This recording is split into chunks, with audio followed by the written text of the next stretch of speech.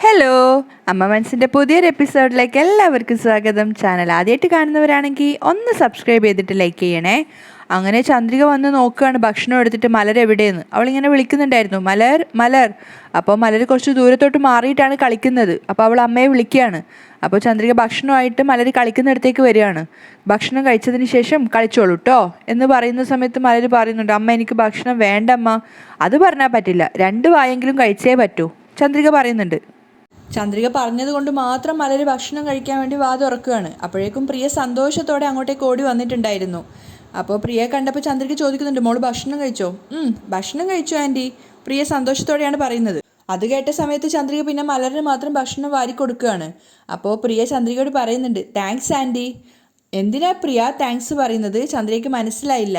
എൻ്റെ അച്ഛനെ കണ്ടുപിടിച്ച് തന്നതിന് പ്രിയക്ക് അത്രയ്ക്ക് സന്തോഷമാവുന്നുണ്ടായിരുന്നു. ഞാൻ എത്രയോ പ്രാവശ്യം അമ്മയുടെ അടുത്ത് എൻ്റെ അച്ഛൻ ആരാണെന്ന് ചോദിച്ചിട്ടുണ്ട്. പക്ഷേ അമ്മ അച്ഛൻ ആരാണെന്ന് മാത്രം എനിക്കിതുവരെ പറഞ്ഞു തന്നിട്ടില്ല. അത് കേട്ട സമയത്ത് ചന്ദ്രയ്ക്ക് ആ കുഞ്ഞിനോട് വല്ലാത്ത സങ്കടം തോന്നുകയാണ്. അച്ഛനെ പറ്റി ചോദിച്ചാൽ തന്നെ അമ്മ എന്നെ അടിക്കും. പക്ഷേ മനീഷ് അച്ഛൻ എനിക്ക് ഒത്തിരി ഇഷ്ടമാണ്. മനീഷ് അച്ഛൻ വളരെ നല്ലതാ. എൻ്റെ അടുത്ത് എപ്പോഴും വളരെ സ്നേഹത്തോടെയാണ് പെരുമാറാറുള്ളത്. മനീഷ് അച്ഛനാണ് എൻ്റെ അച്ഛനെന്ന് അറിഞ്ഞപ്പോൾ എനിക്ക് വല്ലാത്ത സന്തോഷം തോന്നി. അത് കേട്ട സമയത്ത് ചന്ദ്രികയ്ക്കും വല്ലാത്ത സന്തോഷം തോന്നുകയാണ്. അവൾ ആ കുഞ്ഞിനോട് പറയുന്നുണ്ട്, സത്യം പറഞ്ഞു കഴിഞ്ഞാൽ മോളുടെ അച്ഛൻ വളരെ നല്ലൊരു മനുഷ്യനാണ്. മോളുടെ കൂടെയും മോളുടെ അമ്മയുടെ കൂടെയും ഒരുമിച്ച് ജീവിക്കണം എന്നാണ് മോളുടെ അച്ഛൻ്റെ ഏറ്റവും വലിയ ആഗ്രഹം. പക്ഷേ മോളുടെ അമ്മയ്ക്ക് മോളുടെ അച്ഛന് ഇഷ്ടമില്ല. എന്താ പ്രശ്നം എന്നറിയില്ല. പക്ഷേ മോൾ ഒന്നുകൊണ്ടും പേടിക്കേണ്ട. എത്രയും പെട്ടെന്ന് തന്നെ മോളുടെ അമ്മയും അച്ഛനും തമ്മിൽ ഒരുമിക്കുക തന്നെ ചെയ്യും. എത്രയും പെട്ടെന്ന് നിങ്ങൾ 3 പേരും കൂടി ഒരുമിച്ച് സന്തോഷത്തോടെ ജീവിക്കും. അപ്പോൾ പ്രിയ ചന്ദ്രികയോട് പറയുന്നുണ്ട്, പ്ലീസ് ആൻറ്റി, എൻ്റെ അമ്മയോട് സംസാരിച്ച് എൻ്റെ അച്ഛൻ്റെ കൂടെ ഒരുമിപ്പിക്കുമോ? അപ്പോൾ അവരുടെ ആ ഒരു സംസാരം കേട്ടുകൊണ്ടാണ് മേഘ അങ്ങോട്ടേക്ക് വരുന്നുണ്ടായിരുന്നത്. പ്രിയ എന്താണ് ചന്ദ്രികയോട് പറയുന്നതെന്ന് കേൾക്കാൻ വേണ്ടിയിട്ട് മേഘ അവിടെ തന്നെ നിൽക്കുകയാണ്. അപ്പോൾ പ്രിയ ചിരിച്ചുകൊണ്ടാണ് ചന്ദ്രികയോട് പറയുന്നത്, അച്ഛനെ എനിക്ക് ഒരുപാട് ഇഷ്ടമായി. അപ്പോൾ ചന്ദ്രികയും മലറിന് ഭക്ഷണം വാരിക്കൊടുത്തുകൊണ്ട് പറയുന്നുണ്ട്, തീർച്ചയായിട്ടും മോളുടെ അച്ഛനെയും അമ്മയും ഞാൻ ഒരുമിപ്പിക്കുക തന്നെ ചെയ്യും. അത് കേട്ടതും മേഘയ്ക്ക് ദേഷ്യം വന്നിട്ടുണ്ടായിരുന്നു. മേഘ ദേഷ്യത്തോടെ അവർക്കടുത്തേക്ക് വന്നിട്ട് പറയാണ്, പ്രിയ എന്തിനാ ഇങ്ങോട്ടേക്ക് വന്നത്? പ്രിയ അമ്മയെ കണ്ടതും പേടിച്ച് നിൽക്കുകയാണ്. അപ്പോൾ ചന്ദ്രിക മേഘയോട് പറയുന്നുണ്ട്, എന്തിനാ കുട്ടി ഇങ്ങനെ വഴക്ക് പറയുന്നത്? ഒരു വീട്ടിൽ തന്നെയല്ലേ എല്ലാവരും താമസിക്കുന്നത്. അവള് മലറിൻ്റെ കൂടെ കളിച്ചു എന്ന് വിചാരിച്ച് എന്താ ഇപ്പോൾ സംഭവിക്കാൻ പോകുന്നത്? അപ്പോൾ മേഘ തിരിച്ചു പറയാണ്, നിന്നെ പോലുള്ള ക്രിമിനൽസിൻ്റെ കൂടെയാണ് എൻ്റെ മോളെ ഇടപഴകാൻ വിട്ടതെങ്കിൽ അവളുടെ മനസ്സും അതുപോലെയാവും. എന്നിട്ട് മേഘ പ്രിയയോട് പറയുന്നുണ്ട്, പ്രിയ വീട്ടിലേക്ക് കയറിപ്പോ. പ്രിയ പേടിച്ചിട്ട് പോവുകയാണ്. അപ്പോൾ ചന്ദ്രിക മലറിനോടും പറയാണ്, മലർ മോളും വീട്ടിലേക്ക് പോ, അമ്മ ഇപ്പം അങ്ങോട്ടേക്ക് വരാം. ശരി അമ്മ. മലരും പോകുന്നുണ്ട്. അങ്ങനെ മേഘയും ചന്ദ്രികയും മാത്രം ആവുകയാണ് അവിടെ. ആ സമയത്ത് മേഘ ദേഷ്യത്തോടെ ചന്ദ്രികയോട് ചോദിക്കുകയാണ്, എൻ്റെ മോളെടുത്ത് നീ എന്താ പറഞ്ഞത്? നിന്നെയും മനീഷിനെയും ചേർത്ത് വെക്കാന്നാണ് പറഞ്ഞത്. അത് കേട്ട സമയത്ത് മേഘയ്ക്ക് വല്ലാത്ത ദേഷ്യം വരുന്നുണ്ടായിരുന്നു. മേഘ ചന്ദ്രികയോട് പറയുന്നുണ്ട്, നിനക്ക് എത്ര അഹങ്കാരം ഉണ്ടായിട്ടാ എൻ്റെ മോളുടെ അടുത്ത് നീ അങ്ങനെ സംസാരിച്ചത്? ഞാൻ മനീഷിൻ്റെ ഒപ്പം ജീവിക്കാൻ ആഗ്രഹിക്കുന്നില്ല എന്ന് പറയുമ്പോൾ നീ എന്നെ അവൻ്റെ കൂടെ ചേർത്ത് വെക്കുമെന്നാണോ വിചാരിക്കുന്നത്? ഞാൻ നിൻ്റെ അടുത്ത് വന്നിട്ട് എന്നെ അവനെയും ചേർത്ത് വെക്കുമെന്ന് ചോദിച്ചിട്ടുണ്ടായിരുന്നോ? ആവശ്യമില്ലാത്ത കാര്യത്തിലൊക്കെ നീ എന്തിനാ ഇടപെടുന്നത്? അപ്പോൾ ചന്ദ്രിക സമാധാനത്തോടെ മേഘയോട് പറയുന്നുണ്ട്, നിനക്ക് മനീഷിൻ്റെ മേലെ എന്തിനാ ഇത്രയധികം ദേഷ്യം എനിക്കറിയില്ല. പക്ഷേ പ്രിയക്ക് മനീഷിനെ ഒത്തിരി ഇഷ്ടമാണ്. മനീഷിനും പ്രിയയെ ഒത്തിരി ഇഷ്ടമാണ്. അവർക്ക് 2 പേർക്ക് വേണ്ടിയിട്ടെങ്കിലും നീ നിൻ്റെ സ്വഭാവം മാറ്റുന്നത് നല്ലതായിരിക്കും എന്ന് എനിക്ക് തോന്നുന്നു. അത് മുഴുവൻ കേട്ടതിന് ശേഷം പരിഹാസത്തോടെ മേഘ തിരിച്ചു ചോദിക്കുന്നുണ്ട്, ഇതേ ചോദ്യം ഞാൻ നിന്നോട് പറഞ്ഞാൽ നീ ഇത് സ്വീകരിക്കുമോ? ചന്ദ്രിക മറുപടി ഒന്നും പറയാതെ നിൽക്കുന്ന കണ്ടപ്പോൾ മേഘ സ്കോർ ചെയ്യാണ്. മഹേഷിനെ മലറിന് ഒരുപാട് ഇഷ്ടമാണ്. അയാൾക്ക് നിങ്ങളുടെ 2 പേരുടെയും കൂടെ ജീവിക്കണം എന്ന് ഒത്തിരി ആഗ്രഹമുണ്ട്. നീ എന്താ അവൻ്റെ കൂടെ ജീവിക്കാത്തത്? അപ്പോൾ ചന്ദ്രിക തിരിച്ചു പറയാണ്, മഹേഷ് വേറെ മനീഷ് വേറെ. മഹേഷ് എന്നെയും എൻ്റെ മോളെയും വിട്ടിട്ട് വേറൊരു പെണ്ണിനെ കല്യാണം കഴിച്ച് വേറിട്ടിട്ട് ജീവിച്ചതാണ്. എന്നാൽ മനീഷാണെങ്കിൽ ഈ ഒരു നിമിഷം വരെ നിനക്കും പ്രിയക്കും വേണ്ടിയിട്ടാണ് ജീവിക്കുന്നത്. അദ്ദേഹം ഒരു പെണ്ണിനെ പോലും മോശമായൊരു രീതിയിൽ നോക്കുന്നില്ല. ഓരോ ശ്വാസത്തിലും നിന്നെ തന്നെയാണ് പ്രണയിച്ചുകൊണ്ടിരിക്കുന്നത്. അത് മേഘയ്ക്കും അറിയുന്ന യാഥാർത്ഥ്യം തന്നെ ആയിരുന്നു. അപ്പോൾ ചന്ദ്രിക വളരെയധികം ബഹുമാനത്തോടെ പറയുന്നുണ്ട്, അങ്ങനെയുള്ള ഒരാളുടെ കൂടെ ജീവിക്കുന്നതാണ് ഒരു പെണ്ണിന് ഏറ്റവും ഭാഗ്യമുള്ള കാര്യം. വീണ്ടും മേഘ ആവർത്തിക്കുകയാണ്, ഞാൻ ആരുടെ കൂടെ ജീവിക്കണമെന്ന് ഞാനാണ് തീരുമാനിക്കേണ്ടത്. എനിക്ക് മനീഷിൻ്റെ കൂടെ ജീവിക്കാൻ ആഗ്രഹമില്ല. ഇനി മേലാൽ മനീഷിനൊപ്പം എന്നെ ചേർത്ത് വെക്കാൻ വേണ്ടി നീ മെനക്കെടേണ്ട. എൻ്റെ മോൾക്കും അത് പറഞ്ഞു കൊടുത്ത് തലയിൽ ഓതിക്കൊടുക്കണ്ട. ഞാൻ മരിക്കേണ്ടി വന്നാലും മനീഷിനൊപ്പം ജീവിക്കാൻ പോകുന്നില്ല. അപ്പോൾ ചന്ദ്രിക ആകെ വല്ലാതായിട്ട് നിൽക്കുകയാണ്. അപ്പം മേഘ പറയുന്നുണ്ട്, പിന്നെ നിന്നോട് ഞാനൊരു കാര്യം പറയാം. എന്നെ മനീഷിനൊപ്പം ചേർത്ത് വെച്ചിട്ട് സിദ്ധാർത്ഥിനെ നീ കല്യാണം കഴിക്കാമെന്ന് നീ വിചാരിക്കണ്ട. അതൊരിക്കലും നടക്കില്ല. ചന്ദ്രികയെ ഭീഷണിപ്പെടുത്തുന്ന സ്വരത്തിൽ സംസാരിച്ചിട്ടാണ് മേഘ അവിടുന്ന് പോകുന്നത്. ചന്ദ്രികയാണെങ്കിൽ ഒന്നും പറയാതെ ആകെ ഒരു വിഷമഘട്ടത്തിലാണ് നിൽക്കുന്നത്. അതേസമയം മഹേന്ദ്രൻ്റെ വീട്ടിൽ, അതായത് ചന്ദ്രികയുടെ വീട്ടിലാണ് സിദ്ധാർത്ഥ ഉണ്ടായിരുന്നത്. അപ്പോൾ ചന്ദ്രിക അടുക്കളയിൽ ഓരോ ജോലി ചെയ്തുകൊണ്ടിരിക്കുകയാണ്. അപ്പം മേഘയോടും സിദ്ധാർത്ഥിനോടുമായിട്ട് മഹേന്ദ്രൻ പറയുന്നുണ്ട്, മേഘയെക്കുറിച്ച് പറയുമ്പോൾ തന്നെ വല്ലാത്തൊരു നാണക്കേട് തോന്നുവാണ്. അവളെക്കുറിച്ച് ആലോചിക്കുമ്പോൾ തന്നെ ഇപ്പോൾ ഭയമാണ് തോന്നുന്നത്. എന്തൊക്കെ തെറ്റുകൾ ചെയ്തിട്ട് അവൾ നമ്മളടുത്ത് മറച്ചു വെച്ചിട്ടുണ്ടെന്ന് ഇപ്പോഴും അറിയില്ല. അപ്പോൾ ലക്ഷ്മിയും പറയുന്നുണ്ട്, എന്താ ഏട്ടാ, നമ്മൾ എത്ര നന്നായിട്ടായിരുന്നു അവളെ വളർത്തിയത്, അവൾ എന്തുകൊണ്ടായിരിക്കും ഇങ്ങനെ ആയത്? അപ്പോൾ മഹേന്ദ്രൻ പറയുന്നുണ്ട്, അതെനിക്കും അറിയില്ല ലക്ഷ്മി. വായി തുറന്ന് അവൾ കള്ളം മാത്രമേ പറയുള്ളൂ. നമ്മൾ വളർത്തിയ മകളാണ് അവളെന്ന് പറയാൻ ഇപ്പോൾ നാണക്കേട് തോന്നുവാണ്. അപ്പോഴേക്കും ചന്ദ്രിക അവർക്കൊക്കെയുള്ള കോഫി ആയിട്ട് വന്നിട്ടുണ്ടായിരുന്നു. മഹേന്ദ്രനും സിദ്ധുവിനും നേരെ നീട്ടുകയാണ്. അപ്പോൾ സിദ്ധു മഹേന്ദ്രനോട് പറയുന്നുണ്ട്, എനിക്കിതൊക്കെ നേരത്തെ അറിയായിരുന്നു അങ്കിൾ, പക്ഷേ നിങ്ങളോട് പറഞ്ഞാൽ നിങ്ങൾ വിഷമിക്കുന്നു കരുതിയിട്ടാണ് പറയാതിരുന്നത്. വിട്ടേക്ക്, അവളെക്കുറിച്ച് സംസാരിച്ചിട്ടൊരു കാര്യമില്ല സിദ്ധു. എന്തായാലും മേഘയുടെ ഹസ്ബൻഡ് ആരാണെന്ന് നീ കണ്ടുപിടിച്ചത് ഒരർത്ഥത്തിൽ നന്നായി. ഇപ്പോഴായിരിക്കും മേഘയുടെ യഥാർത്ഥ മുഖം നിന്റെ അമ്മയ്ക്ക് മനസ്സിലായിട്ടുണ്ടാവുക. ഇനി ഒരിക്കലും മേഘയെ നിനക്ക് കല്യാണം കഴിപ്പിക്കണമെന്ന് പറഞ്ഞ് ജാനകി ഒരിക്കലും നിന്നോട് പറയില്ല. പക്ഷെ അപ്പോഴൊക്കെ ചന്ദ്രികയുടെ മുഖത്തൊരു സങ്കടം ഉണ്ടായിരുന്നു. അപ്പോൾ സിദ്ധു പറയുന്നുണ്ട്, അങ്കിൾ പറഞ്ഞത് ശരിയാണ്, മേഘയെ തലയിലെടുത്ത് വെച്ച് നടക്കുകയായിരുന്നു എൻ്റെ അമ്മയച്ഛനും. ഇപ്പോൾ മേഘ ആരാണെന്ന് അവർക്ക് മനസ്സിലായി കാണും. ലക്ഷ്മിയും പറയാണ്, ഇനി എന്തായാലും ജാനകിയുടെ മനസ്സ് മാറും.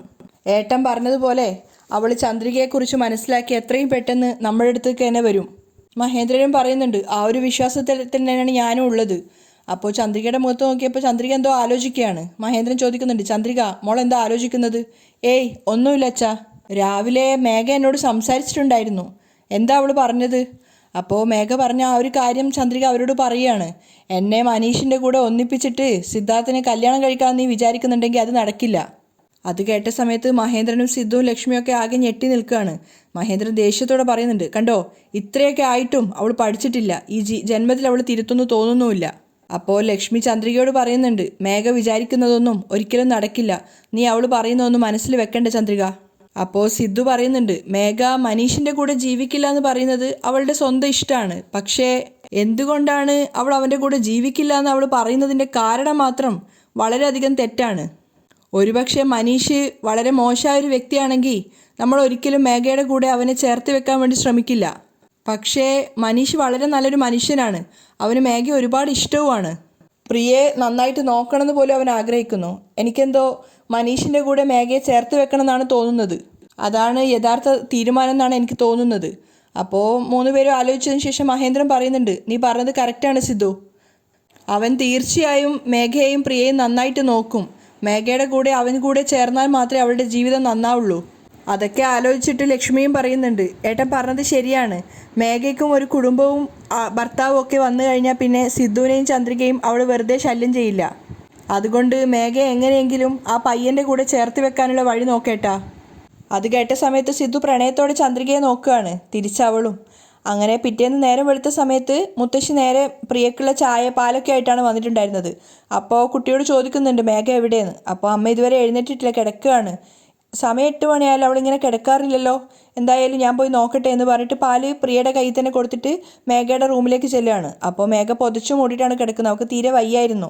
അപ്പോൾ അവളെ വിളിച്ച സമയത്ത് അവൾ പറയുന്നുണ്ട്, എന്തോ എനിക്ക് മേലൊക്കെ വല്ലാതെ വേദനിക്കുന്നു, പനിക്കുന്ന പോലെയൊക്കെ തോന്നുകയാണെന്ന്.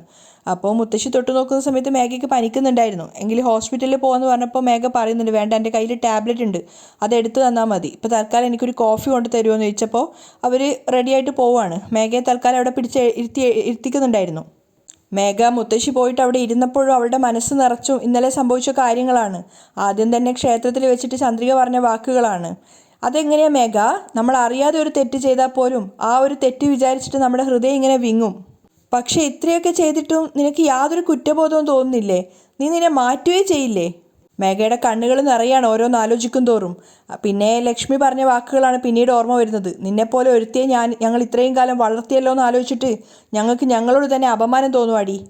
അതിനുശേഷം ലക്ഷ്മി അവളുടെ കവിളിൽ തല്ലിയിട്ടുണ്ടായിരുന്നു. പിന്നീട് വീട്ടിൽ വെച്ചിട്ട് മുത്തശ്ശനും അതുപോലെ തന്നെ മേഘയുടെ കവിളിൽ തല്ലിയിട്ട് പറഞ്ഞിട്ടുണ്ടായിരുന്നു, ഒരു പെണ്ണായതുകൊണ്ട് മാത്രമാണ് നിന്നെ വെറുതെ വിടുന്നത്, അല്ല നിന്റെ കഴുത്ത് ഞെരിച്ച് നിന്നെ കൊന്നേനെന്ന്. അതൊക്കെ ഓർക്കും തോറും ചന്ദ്രികയോടുള്ള ദേഷ്യം കൂടിക്കൂടി വരികയാണ് മേഘയ്ക്ക്. അവൾ ചിന്തിക്കുന്നുണ്ട്, ഞാൻ നിന്നെ വെറുതെ വിടില്ല ചന്ദ്രിക. ഞാൻ മഹേഷിനെ കൊണ്ടുവന്ന പോലെ നീ മനീഷിനെ കൊണ്ടുവന്ന് എന്നെ അപമാനപ്പെടുത്തുകയായിരുന്നല്ലേ ചന്ദ്രിക? നിന്നെ ഞാൻ വെറുതെ വിടുന്നു നീ കരുതണ്ട ചന്ദ്രിക. നീ എനിക്ക് ചെയ്തു തന്ന എല്ലാ ഉപകാരങ്ങൾക്കും ചേർത്ത് ഞാൻ നിനക്ക് നല്ലൊരു മുട്ടം പണി തന്നെ വെച്ചിട്ടുണ്ട്. അപ്പോഴേക്കും കോഫിയുമായിട്ട് മുത്തശ്ശി വന്നിട്ടുണ്ടായിരുന്നു. മരുന്ന് എവിടെയുള്ളതെന്ന് ചോദിച്ചിട്ട് മരുന്ന് എടുത്ത് കൊടുക്കുകയാണ്. അത് കഴിച്ചതിന് ശേഷം കോഫി എടുത്ത് കൊടുക്കുന്നുണ്ട്. അപ്പോൾ മേഘയുടെ മുഖം കണ്ടപ്പോൾ മുത്തശ്ശി ചോദിക്കുന്നുണ്ട്, എന്താ മോളെ വല്ലാതിരിക്കുന്നത്? അപ്പോൾ നിറഞ്ഞു വന്ന കണ്ണ് തുടച്ചുകൊണ്ട് മേഘ പറയാണ്, മുത്തശ്ശി ഇന്നലെ എല്ലാവരും എന്നെ എങ്ങനെയൊക്കെയാണ് അപമാനിച്ചതെന്ന് കണ്ടില്ലേ?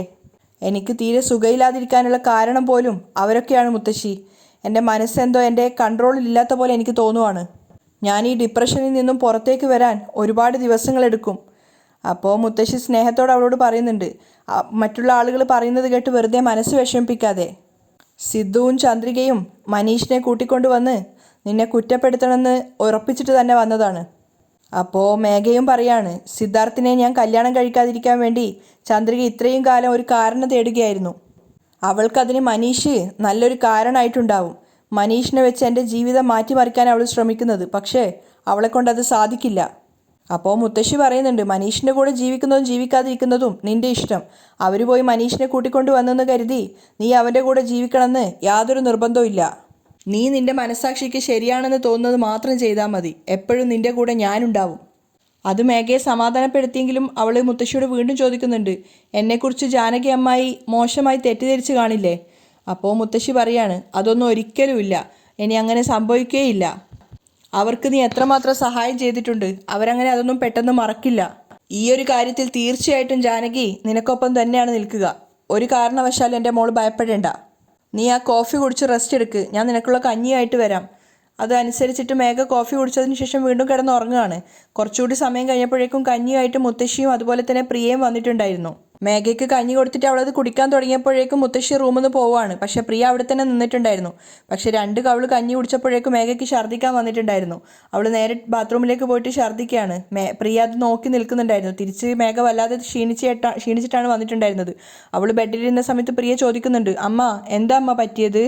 ഒന്നുമില്ലടാ, അമ്മയ്ക്ക് ചെറുതായിട്ട് സുഖമില്ല, അതുകൊണ്ടാണ് അമ്മ വൊമിറ്റ് ചെയ്തത് എന്ന് പറഞ്ഞിട്ട് കയ്യിലുണ്ടായിരുന്ന കഞ്ഞി തിരിച്ച് പ്രിയയോട് അവിടെ വെക്കാൻ വേണ്ടി പറയാണ്. വീണ്ടും വയ്യാതെ മേഘ അവിടെ കിടന്ന സമയത്ത് പ്രിയ തൊട്ട് നോക്കുന്നുണ്ട്. അമ്മയ്ക്ക് നന്നായിട്ട് ചുട്ടുപൊള്ളുന്ന പനിയാണ്. അപ്പോൾ പ്രിയ പറയുന്നുണ്ട്, വാ നമുക്ക് ഹോസ്പിറ്റലിൽ പോവാം. അപ്പോൾ മേഘ പറയുന്നുണ്ട്, അമ്മ മരുന്ന് കുടിച്ചതാടാ, അമ്മ കുറച്ചു നേരം ഉറങ്ങട്ടെ, മോള് താഴെ പോയി കളിച്ചോ. പ്രിയ അമ്മയുടെ തന്നെ അടുത്ത് തന്നെ സ്നേഹത്തോടെ നിൽക്കുകയാണ്. പക്ഷേ മേഘ ക്ഷീണം കാരണം വേഗം ഉറങ്ങിപ്പോയിട്ടുണ്ടായിരുന്നു. അതേസമയം റോഡിലാണ് മനീഷ് ഉണ്ടായിരുന്നത്. അവൻ കുറച്ചു ദൂരം മുന്നോട്ട് പോയപ്പോൾ അവൻ ഫോൺ എടുത്തിട്ട് മേഘയുടെ നമ്പറിലേക്ക് കോൾ ചെയ്യുകയാണ്. പ്രിയ അമ്മയുടെ ഫോൺ നോക്കുന്ന സമയത്ത് മനീഷിൻ്റെ പേര് കണ്ടപ്പോൾ അവൾ സന്തോഷത്തോടെ വേഗം ഹായ് അച്ഛൻ എന്ന് പറഞ്ഞിട്ട് പുറത്തേക്ക് പോവുകയാണ് ഫോൺ എടുത്തിട്ട്. അച്ഛൻ്റെ ഫോൺ എടുത്തപ്പോൾ തന്നെ പ്രിയ സന്തോഷത്തോടെയാണ് സംസാരിക്കുന്നത്. അപ്പോൾ മേഘ എവിടെ പോയെന്ന് ചോദിക്കുന്ന സമയത്ത് മനീഷിനോട് പ്രിയ പറയുന്നുണ്ട്, അമ്മയ്ക്ക് സുഖയില്ലേ? എന്തു പറ്റി? അമ്മയ്ക്ക് ഫീവറാണ്, ഇപ്പോൾ വൊമിറ്റ് ചെയ്തിട്ട് കിടന്ന് ഉറങ്ങുകയാണ്. അപ്പോൾ മനീഷ് ചോദിക്കുന്നുണ്ട്, അമ്മ ഹോസ്പിറ്റലിൽ പോയില്ലേ? ഇല്ല, ഹോസ്പിറ്റലിൽ പോയിട്ടില്ല. ശരി പ്രിയ, മോൾ അമ്മയെ നോക്കിക്കോ, ഞാൻ അങ്ങോട്ടേക്ക് വരാം എന്ന് പറഞ്ഞിട്ട് മനീഷ് കോൾ കട്ട് ചെയ്യാണ്. മനീഷ് കാർ എടുത്തിട്ട് നേരെ മേഘയുടെ വീട്ടിലേക്കാണ് പോകുന്നത്. ആ സമയത്ത് അവൻ ചിന്തിക്കുന്നുണ്ട്, മേഘയ്ക്ക് സുഖമില്ല എന്ന് പ്രിയ പറഞ്ഞു, എന്തു പറ്റിയതായിരിക്കും? പ്രിയ സിറ്റ് ഔട്ടിലിരുന്ന് കളിച്ചുകൊണ്ടിരിക്കുമ്പോഴാണ് മനീഷ് അങ്ങോട്ടേക്ക് വന്നത്. കയ്യിലൊരു കവറൊക്കെ ആയിട്ടാണ് അവൻ വന്നിട്ടുണ്ടായിരുന്നത്. പ്രിയ ഓടി വരികയാണ് അച്ഛനെ കണ്ടപ്പോൾ. അപ്പോൾ അമ്മ എവിടെയും ചോദിക്കുന്ന സമയത്ത് അമ്മ റൂമിലാണ് ഉള്ളത്, മുകളിൽ വാ എന്ന് പറഞ്ഞിട്ട് മനീഷിൻ്റെ കൈ പിടിച്ച് അകത്തേക്ക് കൂട്ടിക്കൊണ്ട് പോവാണ്. പ്രിയയുടെ കൈ പിടിച്ചിട്ട് മനീഷിനെ കണ്ട സമയത്ത് മുത്തശ്ശി ചോദിക്കുന്നുണ്ട്, പ്രിയ ഇവനെ എന്തിനാ ഇങ്ങോട്ടേക്ക് കൂട്ടിക്കൊണ്ട് വന്നത്? അപ്പോൾ പ്രിയ പറയുന്നുണ്ട്, അമ്മയ്ക്ക് സുഖയില്ലല്ലോ, അതുകൊണ്ട് അമ്മയെ കാണാൻ വേണ്ടി വന്നതാ. അപ്പോൾ മുത്തശ്ശി ദേഷ്യത്തോടെ പറയുന്നുണ്ട്, അമ്മയ്ക്ക് സുഖമില്ല, നീ എന്തിനാ ഇവനോട് പറഞ്ഞത്? ഇങ്ങനെയുള്ള അധികമായ കളികൾ കളിച്ചാൽ നിൻ്റെ അമ്മയുടെ കയ്യിൽ നിന്ന് നിനക്ക് തന്നെയാണ് തല്ലി കിട്ടുക. മനീഷ് ഒന്നും പറയാതെ തലതാഴ്ത്തി നിൽക്കുകയാണ്. അപ്പോൾ മുത്തശ്ശി മനീഷിനോട് പറയുന്നുണ്ട്, ഇങ്ങോട്ട് നോക്കുമോനെ, നീ കാരണമാണ് മേഘയ്ക്ക് സുഖമില്ലാതായത്. വീണ്ടും നീ അവളുടെ മുന്നിൽ പോണ്ട. അവൾക്ക് നിന്നെ കാണുമ്പോൾ തന്നെ ദേഷ്യം വരികയാണ്. ദയവ് ചെയ്ത് നീ അവളെ വിട്ട് പൊയ്ക്കോ. അതാണ് നിനക്കും നല്ലത്, അവൾക്കും നല്ലത്. വെറുതെ ഒരു കാര്യമില്ലാതെ അവളുടെ ജീവിതത്തിലേക്ക് കടന്നു വരാമെന്ന് നീ വിചാരിക്കേണ്ട. അപ്പോൾ പ്രിയ പറയുന്നുണ്ട്, മുത്തശ്ശി മിണ്ടാതെ നിൽക്കും മുത്തശ്ശി, അമ്മയെ കാണാൻ വന്നതാ, ഇങ്ങ് വാ എന്ന് പറഞ്ഞിട്ട് മനീഷിൻ്റെ കൈ പിടിച്ചിട്ട് പ്രിയ അകത്തേക്ക് കൂട്ടിക്കൊണ്ട് പോവുകയാണ്. മനീഷും പുഞ്ചിരിച്ചുകൊണ്ട് അവൾക്കൊപ്പം തന്നെ പോകുന്നുണ്ട്. അത് കണ്ടിട്ട് ദേഷ്യത്തോടെ മുത്തശ്ശി പിറുപിറുക്കുകയാണ്. കേട്ടറിഞ്ഞിട്ട് 3 ദിവസം പോലും ആയിട്ടില്ല, അതിനു മുന്നേ അച്ഛനാന്നും പറഞ്ഞ് കൊണ്ട് നടക്കുക. വേഗം കൂട്ടിക്കൊണ്ട് പോയിക്കോ, എന്നിട്ട് മേഘയുടെ അടുത്തെത്തിയിട്ട് അവളുടെ വായി കിടക്കുന്നതൊക്കെ വാങ്ങിച്ചോ. മുത്തശ്ശി സ്വയം ഇങ്ങനെ പിറുപിറുത്തുകൊണ്ടേ ഇരിക്കുകയാണ്. അവിടെയാണ് ഇന്നത്തെ എപ്പിസോഡ് വൈൻഡപ്പ് ചെയ്യുന്നത്.